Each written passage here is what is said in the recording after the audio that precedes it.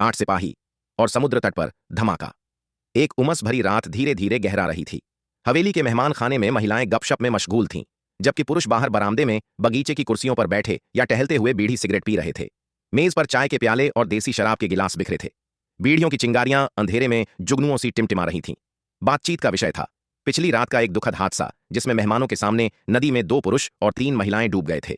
General Dayal Singh ने कहा, ऐसी घटनाएं दिल को झकझोरती हैं, मगर भयावह नहीं। भयावह का मतलब सिर्फ डरावना नहीं, इसके लिए कुछ और चाहिए, एक रहस्य, एक असामान्य सिहरन। कोई इंसान चाहे कितनी दुखद मौत मरे, वह भयावह नहीं। युद्ध का मैदान, खून या घृणित अपराध भी शायद ही भयावह हों। मैं आपको 2 ऐसी घटनाएं बताता हूं जिनसे मुझे भयावह का मतलब समझ आया। यह 1857 के विद्रोह की बात है। हमारी सेना करीब 20,000 सिपाही कानपुर से होकर इलाहाबाद की ओर पीछे हट रही थी। हारी टूटी भूखी सेना बरेली में भंग होने वाली थी। बर्फीली सर्दी ने जमीन को ढक रखा था। रात गहरा रही थी। सिपाहियों ने पिछले दिन से कुछ नहीं खाया था। अंग्रेज दुश्मन पीछे थे।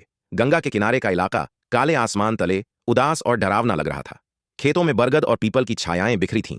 बस भागती सेना की आहट थी, खड़ाओं की खटपट, तलवारों की खनक। सिपाही झुके गंदे फटे कुर्तों में बर्फ में खून के निशान छोड़ते चल रहे थे। ठंड इतनी थी कि उनके हाथ बंदूकों से चिपक रहे थे। कई सिपाही चप्पलें उतारकर नंगे पांव चलते, हर कदम पर खून बहता। कुछ थोड़ा सुस्ताने बैठते और फिर कभी नहीं उठते। ठंड उनके शरीर को पत्थर सा जमा देती। हम, जो मजबूत थे, दर्द, हार और मौत के डर में डूबे उस ठंडे ब्याहबान इलाके में चले। तभी 2 हवलदार एक अजीब बूढ़े बिना दाढ़ी वाले आदमी को पकड़ लाए। जासूस! यह शब्द जंगल की आग सा फैला। सिपाही गुस्से में उबल पड़े। गोली मारो! भीड़ चिल्लाई। मैं, एक पलटन का सूबेदार, कुछ कहना चाहता था, मगर सिपाहियों ने मेरी भी न सुनी। एक हवलदार बोला, यह 3 दिन से हमारा पीछा कर रहा है, तोपखाने के बारे में पूछता है। मैंने उससे पूछा, तू कौन है, सेना के साथ क्यों? वह अटक कर कुछ बुदबुदाया। उसकी आंखों में डर और चालाकी थी।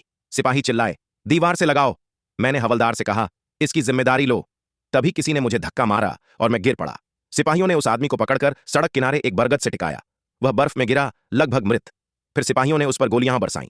वे एक दूसरे से गोली मारने की जगह छीनते, लाश के सामने कतार लगाकर बार बार फायर करते। अचानक चीख उठी, अंग्रेज! अंग्रेज! सेना में भगदड़ मच गई। उस हत्या ने हथियारों को ही डरा दिया। वे भागे और अंधेरे में गायब हो गए। मैं लाश के पास अकेला रह गया, 2 हवलदारों के साथ। हमने लाश की तलाशी ली। माचिस की रोशनी में हवलदार ने कहा, नीला कुर्ता, सफेद धोती, पायजामा और जूते। जेब में एक चाकू, रूमाल, तंबाकू की डिबियां, रस्सी और रोटी थी। कपड़े उतारे तो एक हवलदार चिल्लाया, राम राम सूबेदार, ये तो औरत है। मैं बर्फ में घुटनों पर बैठ गया। वह एक औरत थी, रक्तरंजित, बिखरी देह। हवलदार स्तब्ध थे। एक बोला, शायद अपने बेटे को ढूंढने आई थी, जो तोपखाने में था। दूसरा बोला, शायद। मैं, जिसने विद्रोह के भयानक मंजर देखे थे, उस रात रो पड़ा। उस ठंडी रात, उस रहस्यमयी औरत की मौत ने मुझे भयावह का मतलब सिखाया। एक और वाक्य सुनो। पिछले साल कच्छ के रण में एक अभियान के बचे हुए राजपूत निशानेबाज से पूछताछ में वही सिहरन महसूस हुई। कर्नल रावत रण में एक दल के साथ थे। वहां भुजिया डाकुओं ने घात लगाई थी। हमारे गाइड कच्ची मछुआरे थे। एक दिन रेगिस्तान में पड़ाव डाला। गाइडों ने कहा कि पानी का कुआं दूर है और वे ऊंटों के साथ जाएंगे। एक आदमी ने कर्नल को चेताया कि गाइड गद्दार हैं, मगर कर्नल नहीं माने। वे इंजीनियरों और अफसरों के साथ गए। कुएं पर उन्हें मार डाला गया और सारे ऊंट लूट लिए गए। कैंप में बचे सूबेदार ने राजपूत सिपाहियों और निशानेबाजों को लेकर वापसी शुरू की। सामान छूट गया। बिना छाया के रण में जलती धूप तले वे चले। एक कबीले ने समर्पण का दिखावा किया और खजूर भेंट किए, जहरीले। ज्यादातर सिपाही मर गए। बचे थे कुछ सिपाही, सूबेदार, रघुबीर और कच्छी निशानेबाज। 2 ऊंट 2 गाइडों के साथ रात में गायब हो गए।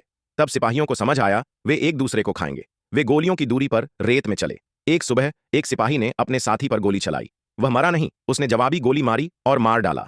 बाकी लाश के टुकड़े करने लगे। फिर वे फिर बढ़ गए, अगली हत्या की तैयारी में। 2 दिन वे मानव मांस खाकर जिए। फिर वही हत्यारा फिर मारने लगा, लाश के टुकड़े बांटता। यह नरभक्षियों की वापसी चलती रही। आखिरी सिपाही रघुबीर राहत से ठीक पहले एक कुएं पर मारा गया। अब समझे भयावह क्या है? इसको कहते हैं भयावह, समझे? समाप्त।